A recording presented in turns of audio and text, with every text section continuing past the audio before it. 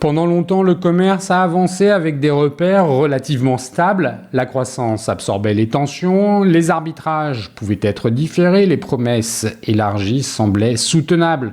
Ce temps est derrière nous. Aujourd'hui, le commerce évolue dans un environnement où chaque décision engage bien plus qu'elle ne le laisse croire. Une promesse formulée trop vite se paye plus tard. Un service maintenu sans être financé fragilise l'ensemble du modèle. Un arbitrage repoussé produit des effets immédiats. Ce n'est pas une crise spectaculaire, c'est une contrainte permanente. Elle traverse la logistique, le paiement, la relation client, la marge, l'organisation même des entreprises. Elle ne se voit pas toujours au moment où les décisions sont prises, mais elle s'accumule et elle finit par déséquilibrer les modèles qui pensaient encore pouvoir tout concilier. Dans cet épisode, je vous propose de prendre du recul, d'observer ce que cette contrainte change réellement dans le commerce, ce qu'elle révèle sur les modèles qui tiennent et sur ceux qui vacillent, pourquoi certaines enseignes parviennent à durer là où d'autres s'épuisent à force d'ajustement. Il ne s'agit pas d'aller plus vite, il s'agit de comprendre comment tenir. Bienvenue dans un commerce sous contrainte permanente.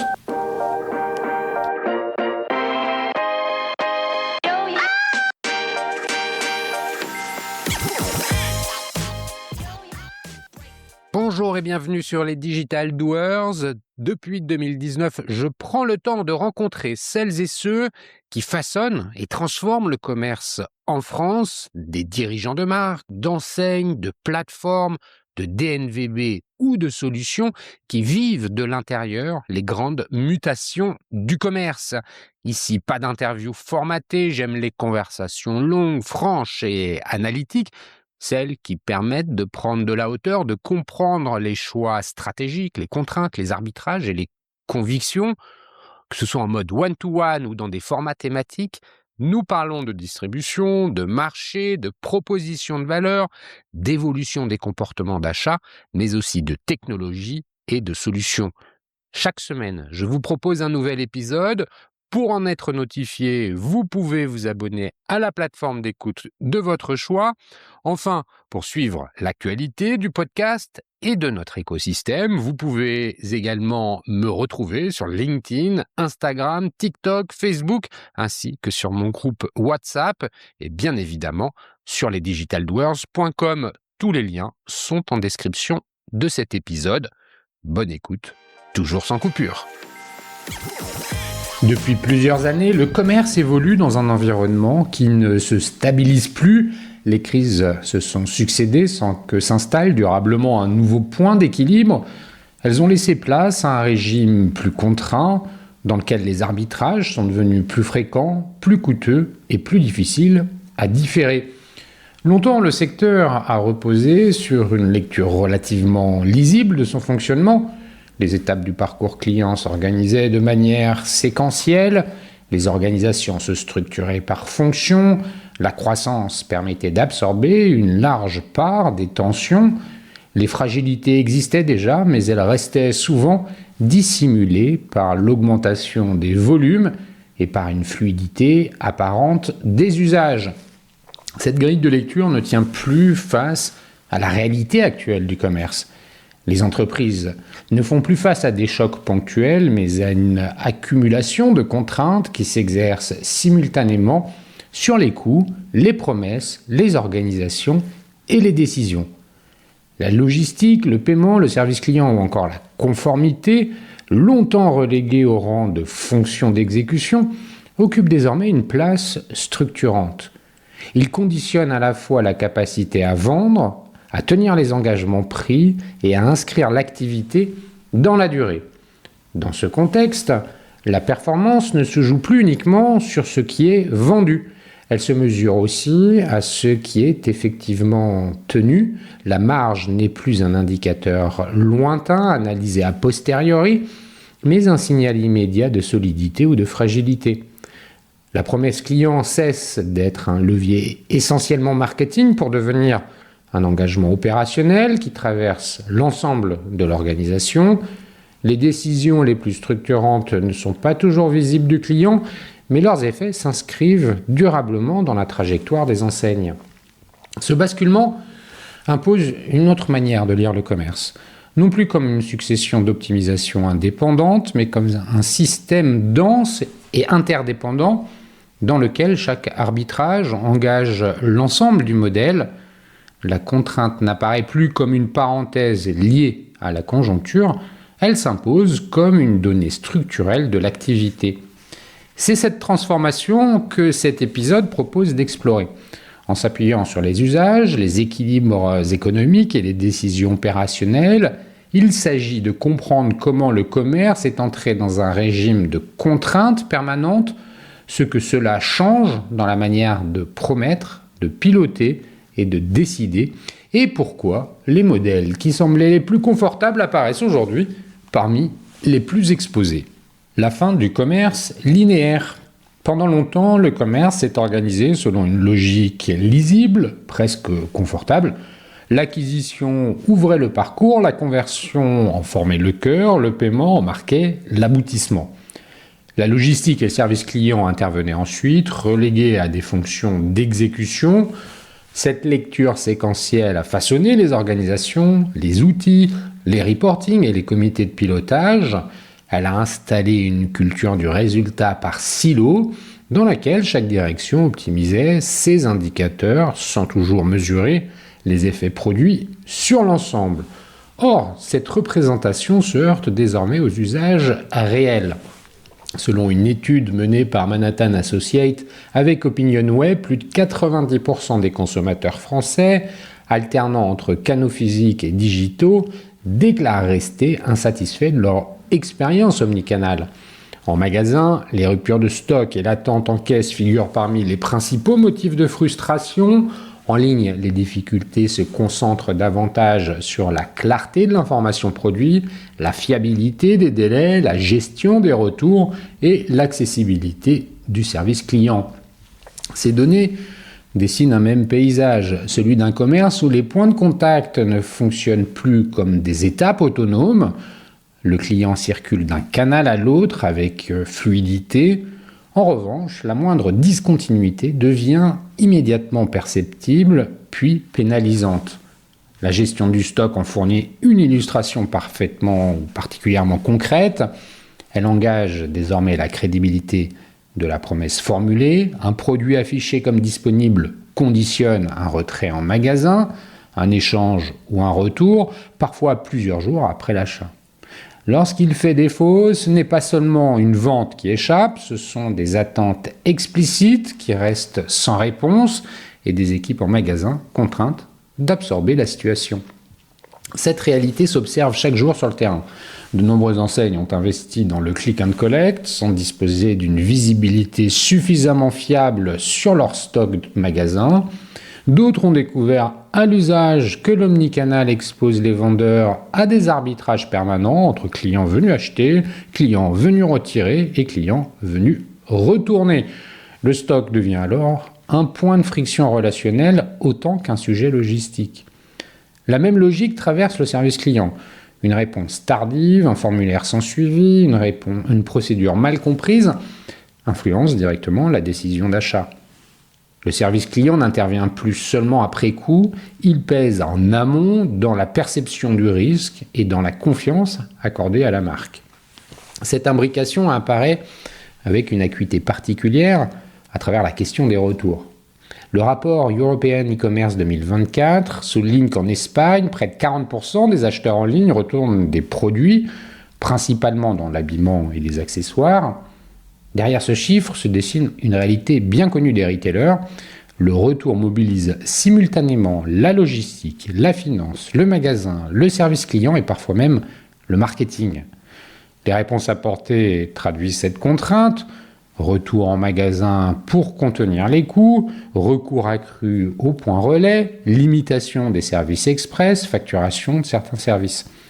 Ces choix ne révèlent pas d'un durcissement arbitraire.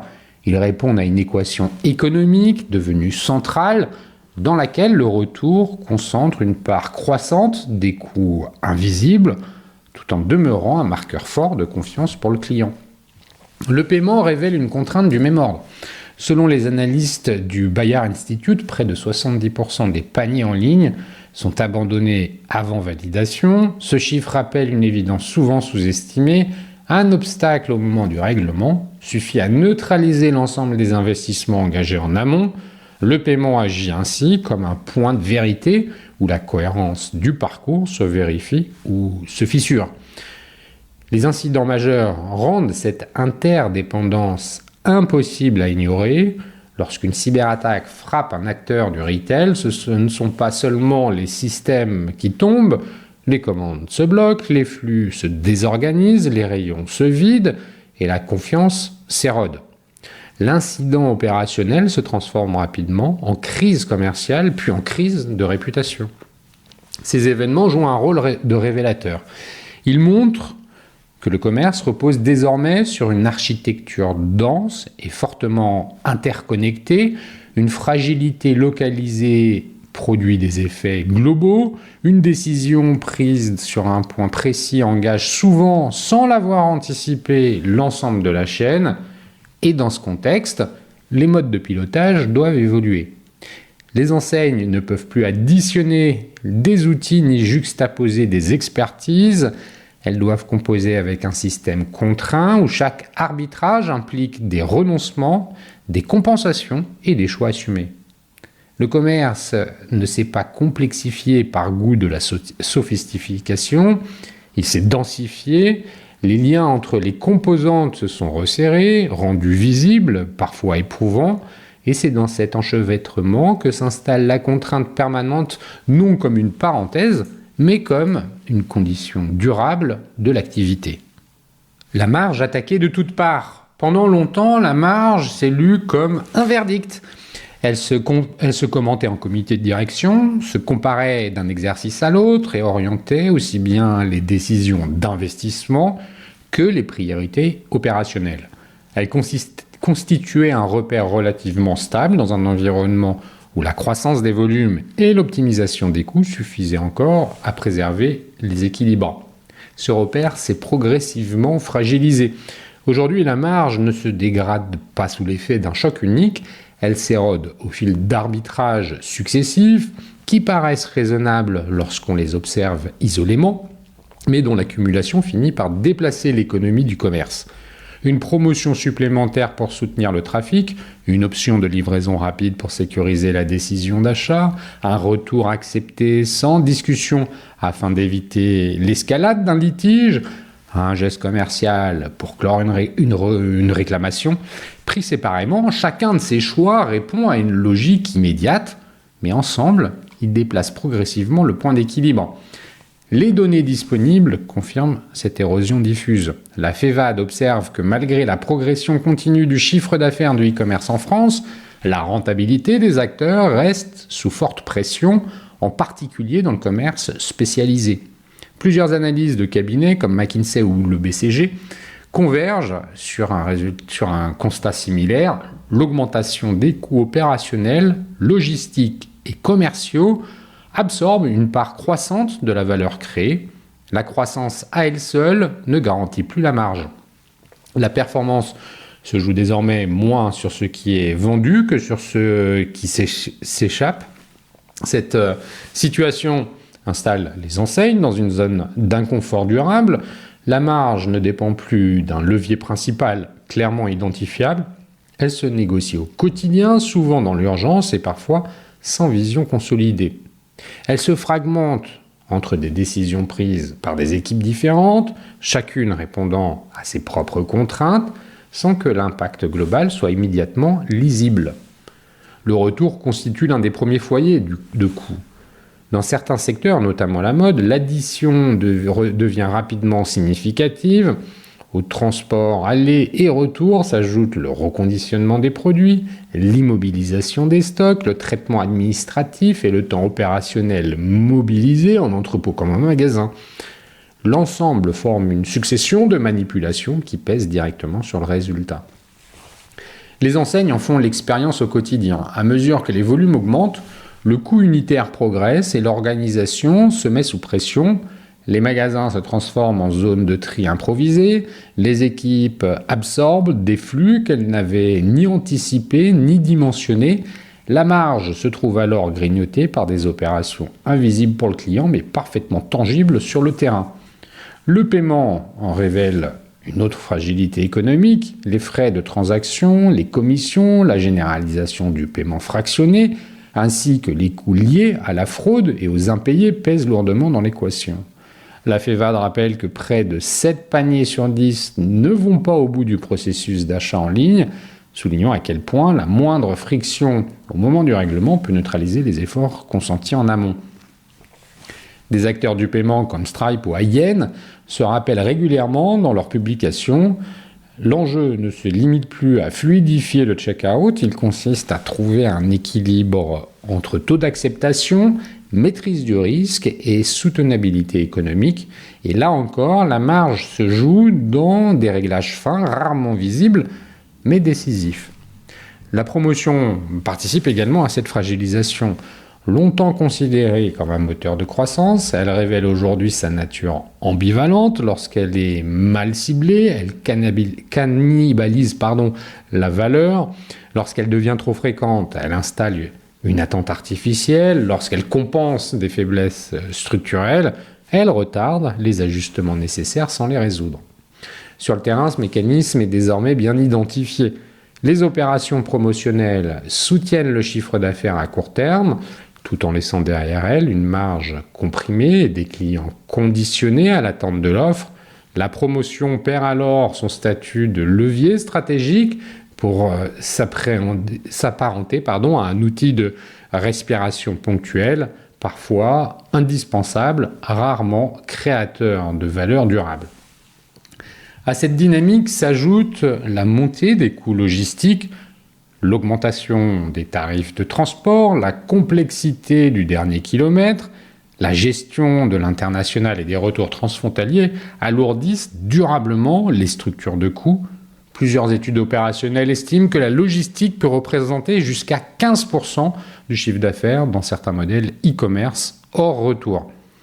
Chaque promesse supplémentaire formulée aux clients, qu'il s'agisse de rapidité, de gratuité ou de flexibilité, s'inscrit dans une économie où l'exception tend à devenir la norme et où chaque concession se paye. Les enseignes se retrouvent ainsi confrontées à une équation délicate. Réduire les coûts expose au risque de dégrader l'expérience. Maintenir un haut niveau de service fragilise la rentabilité. Dans les deux cas, la marge sert de variable d'ajustement. La fraude et les litiges ajoutent une couche supplémentaire à cette équation. Le National Retail Security Survey, conduit par la National Retail Federation, évalue à plusieurs dizaines de milliards de dollars par an le coût cumulé de la fraude et des abus liés au retour. Ces comportements obligent les marchands à renforcer leurs dispositifs de contrôle, parfois au détriment de la fluidité du parcours. La difficulté tient enfin à l'absence de visibilité globale. Les coûts se répartissent entre plusieurs fonctions, logistique, marketing, service client, finance, sans lecture consolidée de leur impact réel. Les pertes s'accumulent par fragments, sans toujours apparaître clairement dans les tableaux de bord. Cette fragmentation complique les arbitrages. Lorsqu'un directeur e-commerce cherche à soutenir la conversion, il déplace parfois la contrainte vers la logistique ou la finance. Lorsqu'un directeur financier resserre les règles, l'expérience client peut s'en trouver fragilisée. La marge devient alors un symptôme plus qu'un objectif. Elle renseigne sur la capacité ou l'incapacité de l'organisation à orchestrer ces contraintes. Peu à peu, une autre lecture s'impose.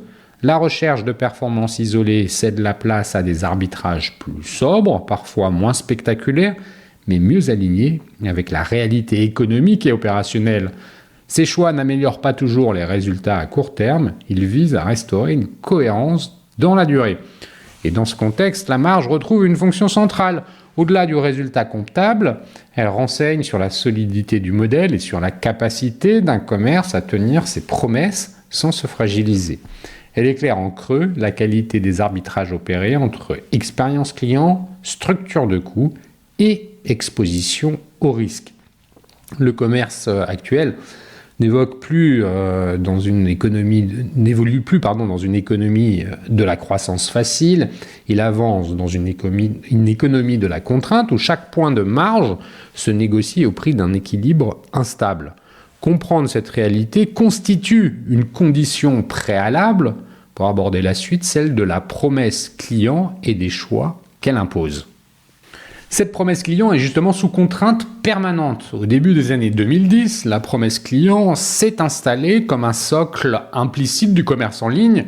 Délai de livraison court, retour facilité, remboursement rapide, accessibilité permanente du service client se sont imposés progressivement, non comme des différenciateurs, mais comme des prérequis. À mesure que le e-commerce gagnait en maturité, ces engagements ont cessé d'être interrogés. Ils se sont inscrits dans les usages comme une évidence. Ce mouvement a produit un effet mécanique. En multipliant les garanties affichées, les enseignes ont déplacé le centre de gravité de la relation commerciale. L'acte d'achat ne reposait plus seulement sur les produits ou le prix, mais sur un ensemble de promesses périphériques, souvent décisives au moment de la conversion. Ces engagements engageaient déjà l'ensemble de l'organisation.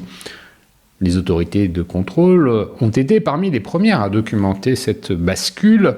Dans des rapports annuels récents, la DGCCRF relève une progression continue des litiges liés aux délais de livraison non respectés, aux conditions de remboursement jugées peu lisibles ou aux politiques de retour mal comprises.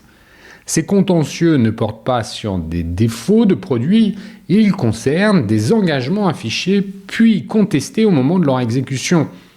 La livraison concentre une part significative de ces tensions. Lorsqu'un site annonce un délai précis, celui-ci fait foi aux yeux des consommateurs. Les médiateurs de la consommation rappellent régulièrement que les aléas logistiques, saturation des entrepôts, incidents de transport ou sous-traitance ne constituent pas des arguments recevables du point de vue du client. La promesse formulée engage indépendamment de la complexité interne nécessaire pour la tenir.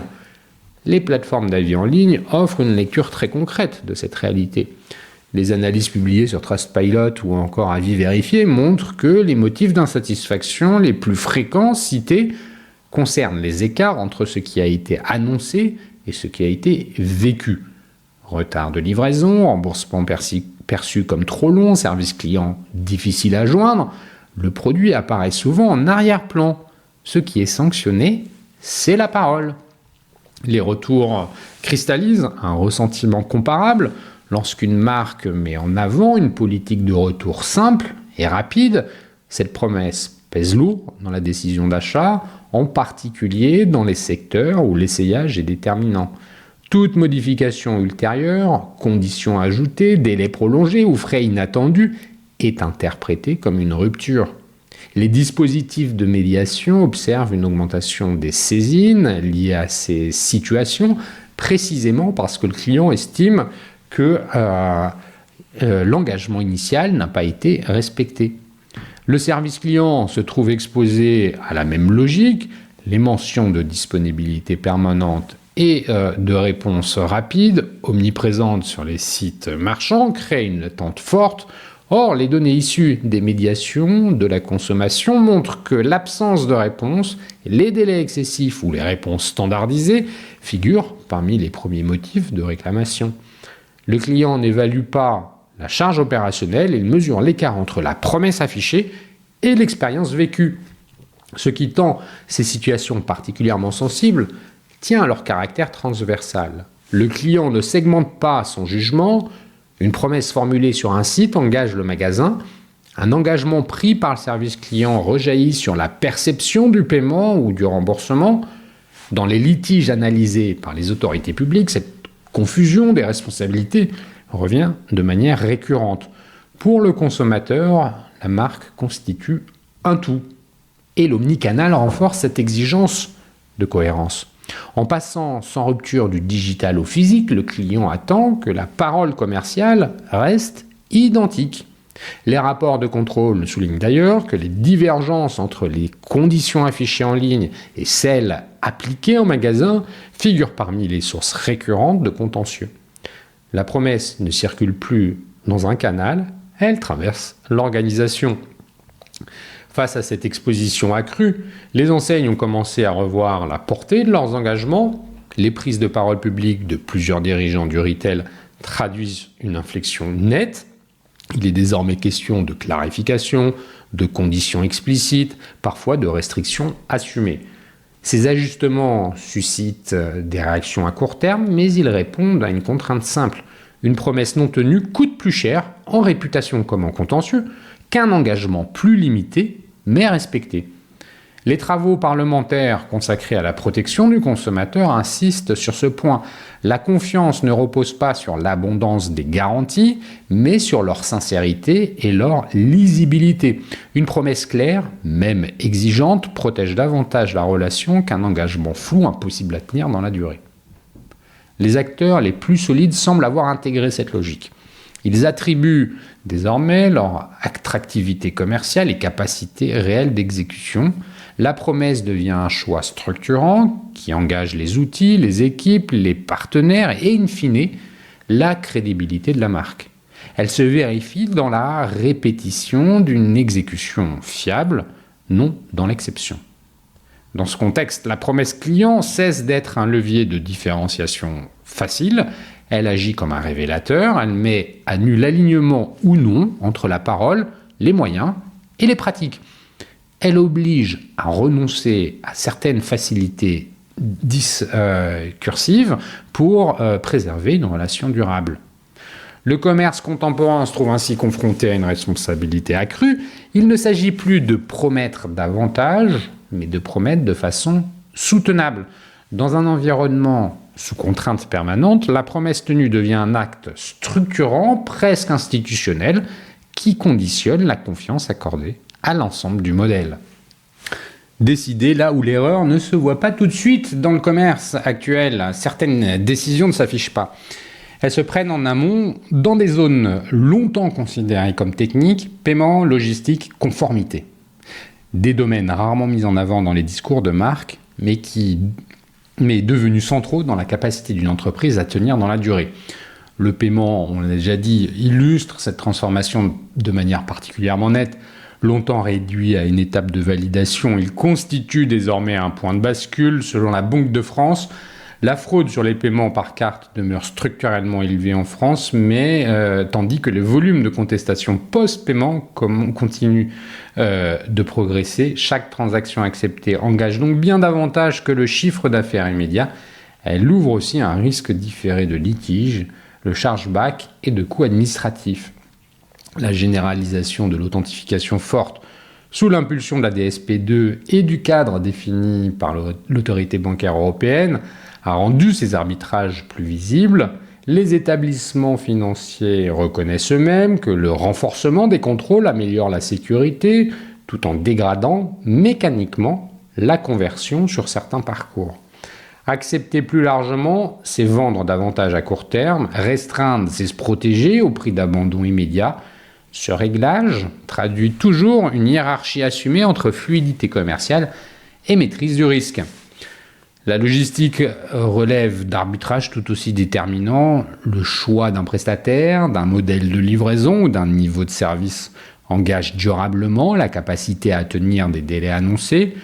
Dans plusieurs rapports récents, la Cour des comptes souligne la dépendance croissante des entreprises françaises à des chaînes logistiques complexes, largement sous-traitées, parfois peu résilientes. Ces décisions, souvent motivées par l'optimisation des coûts, exposent fortement lors des périodes de tension. Des pics d'activité, qu'il s'agisse des fêtes de fin d'année ou des grandes opérations commerciales, rendent ces fragilités particulièrement visibles. Retard, colis non livrés, erreurs de préparation ne sont pas perçus comme des incidents isolés, mais comme des promesses non tenues. Le client ne juge pas la complexité du dispositif, il constate un écart entre ce qui a été annoncé et ce qui a été vécu. Des contraintes territoriales renforcent encore cette exposition, restrictions de circulation en zone urbaine dense, exigences environnementales locales, limites propres au dernier kilomètre viennent percuter des promesses conçues à l'échelle nationale. Et là encore, la décision s'est jouée bien avant, au moment du choix du modèle logistique et des partenaires. La conformité, elle, agit de façon plus discrète. Elle intervient très en amont, parfois bien avant la mise sur le marché. Les textes européens récents portés par la Commission européenne ont renforcé la responsabilité des marques et des plateformes sur la sécurité des produits, l'information fournie, la loyauté des pratiques commerciales. Ce qui peut être vendu, ce qui peut être dit, ce qui peut être promis, relève désormais d'un encadrement précis. Et cette contrainte dépasse largement le cadre juridique. Elle influe sur l'offre et sur le discours. Des produits sont ajoutés, ajustés, retardés ou retirés avant leur commercialisation. Des messages marketing sont reformulés, parfois abandonnés, afin de limiter l'exposition au risque. La décision commerciale se trouve ainsi bornée en amont avant toute confrontation au client. Et les effets de ces choix apparaissent rarement immédiats. Une conformité insuffisante expose à des sanctions, à des rappels de produits, à des atteintes réputationnelles durables. Une conformité appliquée sans discernement peut à l'inverse alourdir l'expérience et affaiblir la proposition de valeur. Placer le curseur révèle d'un arbitrage stratégique rarement visible, mais lui aussi profondément structurant. Ce qui lie ces trois domaines tient à leur invisibilité relative. Le client n'en perçoit que les conséquences, un paiement refusé, un colis en retard, une information absente ou reformulée. Derrière ces situations se trouvent des décisions prises en amont, techniques en apparence, mais déterminantes dans leurs effets. Le commerce se joue désormais dans ces zones discrètes où l'erreur ne se voit pas immédiatement, mais se paye dans le temps. Décider sur le paiement, la logistique ou la conformité ne consiste pas à optimiser un processus. Cela revient à engager une trajectoire. La fin des modèles confortables. Depuis 2 ans, les difficultés du commerce ne prennent plus la forme de chocs spectaculaires. Elles s'installent de manière plus diffuse par une dégradation progressive des équilibres économiques. Les données publiées par la Banque de France puis analysées par l'Altares indiquent que le nombre de défaillances d'entreprises commerciales a atteint en 2024 un niveau inédit depuis plus de 20 ans. Ce mouvement ne touche toutefois pas l'ensemble du secteur de manière uniforme. Il révèle une fragilité ciblée. Les acteurs les plus exposés ne sont ni les enseignes discount dont les structures de coûts sont fortement rationalisées, ni les marques premium capables de défendre leurs marges.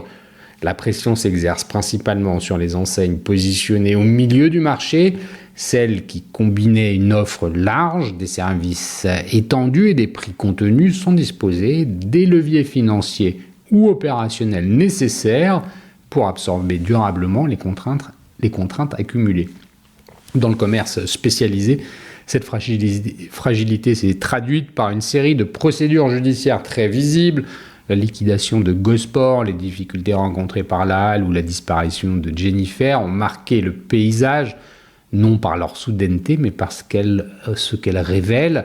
Ces enseignes reposaient sur des équilibres devenus difficiles à tenir, un réseau dense de magasins, une forte dépendance aux promotions, une logistique sous pression et une concurrence accrue sur les prix. Pris séparément, aucun de ces éléments n'était insurmontable. Leur combinaison a rendu les arbitrages de plus en plus étroits. La dégradation s'opère alors par une succession de signaux concrets. Les stocks pèsent davantage sur la trésorerie, les discussions avec les fournisseurs deviennent plus tendues, les équipes doivent maintenir un niveau de service élevé avec des moyens réduits. Dans le même temps, des décisions structurantes, réduction de réseau, recentrage de l'offre, simplification des services sont différées parce qu'elles impliquent des coûts immédiats et des renoncements visibles pour le coup. Dans ces conditions, de nombreux modèles se fragilisent sans s'effondrer, l'activité se poursuit, mais sans capacité d'absorption. Chaque incident logistique, chaque baisse de fréquentation ou chaque hausse de coût agit comme un facteur de déséquilibre supplémentaire. Le modèle perd progressivement en cohérence puis en crédibilité. A l'inverse, certaines enseignes ont choisi d'agir plus tôt. Elles ont réduit leur périmètre, fermé des points de vente, rationalisé leur assortiment ou clarifié leurs promesses. Ces décisions ont parfois suscité des réactions négatives à court terme. Elles ont surtout permis de restaurer une trajectoire lisible. Là où les modèles confortables misaient sur des ajustements successifs, ces acteurs ont accepté de trancher. Ce mouvement ne consacre pas un type de commerce au détriment d'un autre, il met en évidence une polarisation plus nette. Les modèles qui tiennent sont ceux qui ont hiérarchisé leurs priorités et assumé des choix clairs. Ils ne cherchent plus à couvrir l'ensemble des usages avec la même intensité. La lisibilité de la proposition de valeur devient alors un facteur de solidité. À l'opposé, les modèles fragilisés multiplient les ajustements défensifs, une opération promotionnelle supplémentaire pour soutenir le trafic, un service maintenu malgré son coût, une promesse prolongée sans capacité renforcée pour la tenir.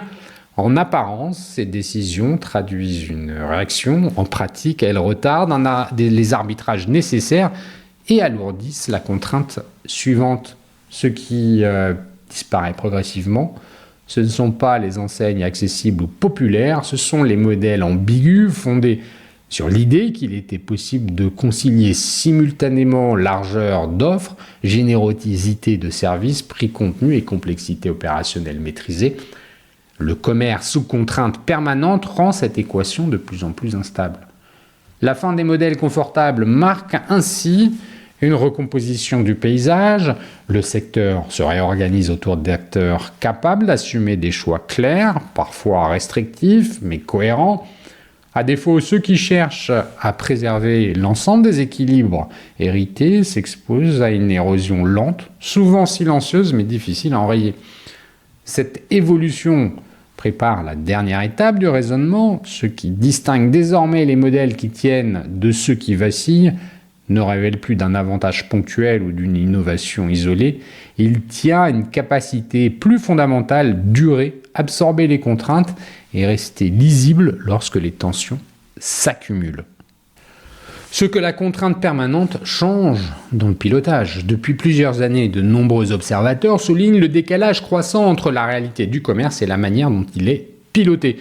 Dans une étude publiée en 2024 sur la transformation des organisations commerciales, le BCG relevait que la plupart des distributeurs européens restaient structurés autour de silos fonctionnels, conçus pour un commerce plus prévisible, alors même que les décisions engageaient désormais plusieurs chaînes de valeur simultanément.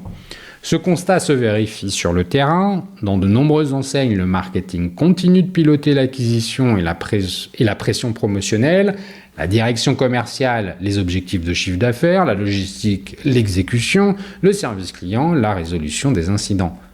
Cette répartition claire des rôles a longtemps permis d'optimiser chaque maillon. Elle atteint aujourd'hui ses limites. Une décision prise sur un levier isolé produit désormais des effets immédiats sur l'ensemble du dispositif. Les cabinets de conseil spécialisés dans le retail observent ainsi une multiplication des arbitrages conflictuels. Selon une analyse publiée par McKinsey sur la performance opérationnelle des distributeurs européens, les entreprises les plus fragilisées ne sont pas celles qui manquent d'outils, mais celles dont les décisions restent séquentielles dans un environnement devenu transversal. Une opération commerciale peut améliorer temporairement le trafic, tout en dégradant la qualité de service, la rentabilité logistique et la charge du service client. Le pilotage par objectif partiel rend ces effets difficiles à anticiper. Les indicateurs eux-mêmes traduisent ce décalage. De nombreuses enseignes continuent de suivre prioritairement des KPI orientés volume, trafic ou taux de conversion hérités d'un commerce en croissance. Les coûts associés à la promesse, qu'ils soient logistiques, relationnels ou financiers, sont souvent analysés a posteriori. Or, comme le souligne Deloitte dans ses travaux sur la rentabilité du commerce omnicanal, cette lecture différée complique les arbitrages et tend à masquer la fragilité réelle des modèles. Ce décalage organisationnel ralentit la prise de décision. Les choix structurants impliquent désormais plusieurs directions, plusieurs systèmes d'information et plusieurs responsabilités. Les arbitrages prennent du temps non par inertie, mais parce que l'organisation n'a pas été conçue pour décider rapidement sur des sujets transverses. Dans un commerce soumis à des contraintes permanentes, ce temps long devient un facteur de risque à part entière. Certaines enseignes ont commencé à adapter leur pilotage. Elles ont fait évoluer leur comité de décision, rapprocher les fonctions commerce, finance, logistique et relations clients. et revu leurs indicateurs de performance afin d'intégrer la soutenabilité des choix. Ces transformations restent encore minoritaires, mais elles traduisent une prise de conscience claire. Le pilotage ne peut plus se limiter à l'optimisation indépendante de chaque fonction. Ce qui se joue dépasse une simple réorganisation interne, il s'agit d'un changement de grille de lecture. Le commerce ne se pilote plus uniquement par la performance commerciale immédiate, mais sur la capacité du modèle à absorber les contraintes sans se déséquilibrer. Les décisions deviennent moins fréquentes, mais plus structurantes. Elles engagent simultanément la promesse, l'organisation et la trajectoire. Beaucoup d'enseignes demeurent toutefois organisées pour un commerce révolu, dans lequel la croissance absorbait les tensions, où les arbitrages pouvaient être différés, où les promesses pouvaient être élargies sans être immédiatement financées. Le commerce sous contrainte permanente rend ces écarts plus visibles et plus coûteux. Ce que cette transformation impose n'est pas une sophistication accrue du pilotage, mais une exigence renforcée de cohérence, décider moins souvent, mais décider plus clairement, arbitrer plus tôt, intégrer le coût réel de la promesse au moment même où elle est formulée. C'est à ce niveau organisationnel et décisionnel que se joue désormais la capacité des enseignes à tenir dans la durée. Une crise passagère, elle s'inscrit désormais dans un régime durable de contraintes où chaque décision engage plus largement qu'auparavant. Différer un arbitrage produit des effets immédiats, formuler une promesse engage bien au-delà de l'acte de vente. Les organisations ne peuvent plus fonctionner en pariant sur un relâchement prochain de l'environnement. Cette situation ne marque ni la fin du commerce ni son affaiblissement. Elle révèle un déplacement plus profond. Les ressorts de la performance d'hier, croissance rapide, multiplication des canaux, extension continue des services, ne suffisent plus à garantir la solidité des modèles. La réussite se mesure davantage dans la durée, dans la capacité à encaisser des chocs répétés sans perdre sa cohérence. Les enseignes qui tiennent le mieux ne sont pas nécessairement celles qui promettent le plus, ni celles qui accumulent les innovations. Ce sont celles qui ont accepté de hiérarchiser, parfois de renoncer et souvent de clarifier. Elles ont intégré qu'en situation de contrainte permanente, la lucidité protège davantage que l'ambition affichée et que la cohérence pèse plus lourd que l'exhaustivité. A l'inverse, les modèles qui continuent de piloter comme si les tensions étaient temporaires s'exposent à une fragilisation progressive, non par manque d'effort, mais parce que l'effort se disperse en cherchant à préserver l'ensemble des équilibres et hériter, il retarde les décisions qui permettaient de stabiliser leur trajectoire. Le commerce ne définira donc pas uniquement par ce qu'il vendra, mais ni par les technologies qu'il adoptera. Il se jouera dans la manière de décider, d'arbitrer et d'assumer les contraintes propres à chaque modèle. La question centrale n'est plus de savoir comment aller plus vite, mais comment tenir sans se renier. Dans ce cadre, durer devient un choix stratégique à part entière et la capacité à poser des limites claires, à aligner des promesses avec les moyens réels, s'impose moins comme un renoncement que comme une condition de crédibilité durable.